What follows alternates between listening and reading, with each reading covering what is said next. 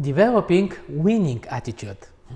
We are continuing the study on making friends for God, and it's about sharing what God has done and is doing for us. The title for this week, Developing a Winning Attitude, has some interesting nuances. Usually we associate winner attitude with determination, competitiveness, and it's true. But I'm thinking about us when we play soccer or Settlers of Catan or whatever, and we want to win. It's not interesting otherwise.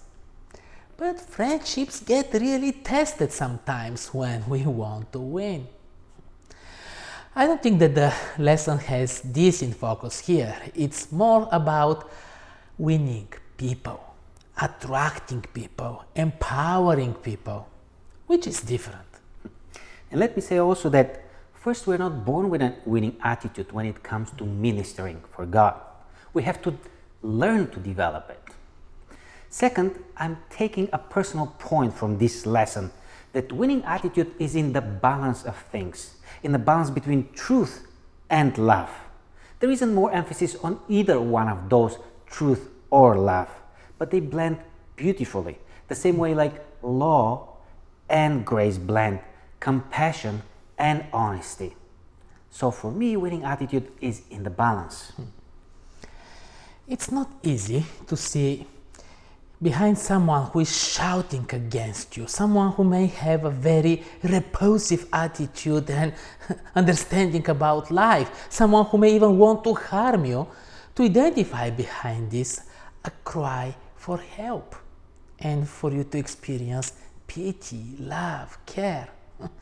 But Jesus did that. When I look at our conversations today, about our political divide, for example, about corona, race, social justice, etc., it seems hopeless. It doesn't seem that there is a dialogue, just divide. Our spiritual conversations are very similar. Focus on our theories and understandings, focus on our differences and divides. I feel really heavy and can't really see how things can change.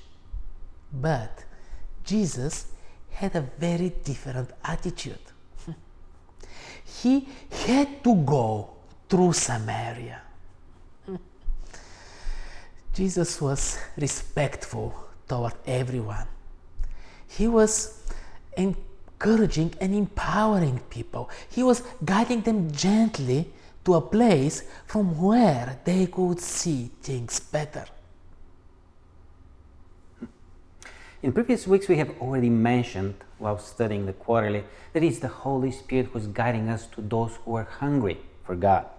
An excellent example is when Jesus was able to find the Samaritan woman at the well because he listened to the guidance of the Holy Spirit. Was it provocative for a rabbi to stand alone with a Samaritan woman and converse with her? Yes, it was. And was it provocative for a rabbi to walk through Samaria and teach?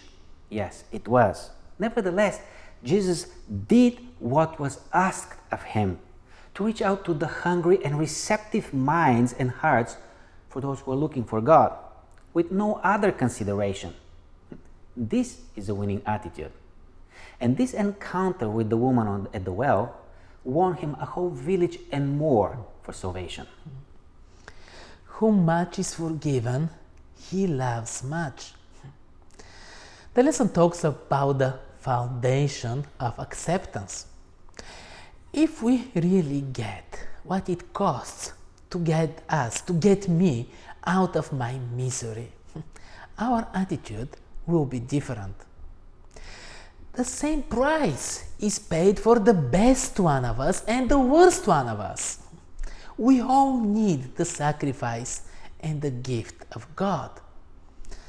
This realization determines how we accept each other and our differences. Jesus was also known very well for one who makes compliments of encouragement, compliments of approval of actions. Take, for example, the woman who washed and wiped his feet in front of the religious leaders. He praised her for that. Nevertheless, after he told her, go and sin no more. It's crucial that we are kind and courteous and tender-hearted, loving and sentimental, but not to the point of with no substance. However, together with all of this kindness and love, we are called to present the truth that can lead the person through an authentic Christian experience, that can build his life with a purpose and direction. If we appreciate the love, care, grace that God is extending to us, then we enter in a relationship where we want to learn more about Him and the truth of how we were created and how we can live a life without the horrors of sin. It's a process. And this is how we can develop a winning attitude. By being transformed by the love, care, and truth through Jesus, and then reflected in our relationships with others. At the end, everybody wants to win. Everybody wants to have this winning attitude. However, the question is, does everybody has the right attitude? The study will continue next week with an exciting way to get involved.